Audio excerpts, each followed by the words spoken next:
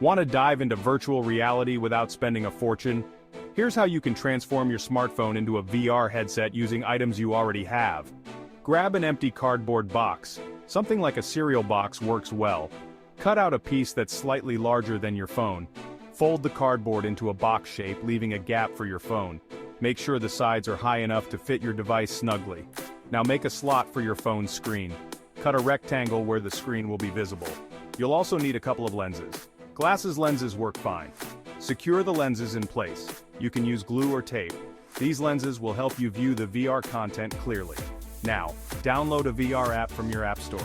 There are plenty of free apps available for a variety of VR experiences. Insert your phone into the cardboard headset and secure it with some elastic bands or tape. Adjust the fit if needed. Put on your new VR headset and explore virtual worlds from the comfort of your home. Try this DIY VR hack and let us know your favorite VR app in the comments. Don't forget to hit that follow button for more innovative tech hacks.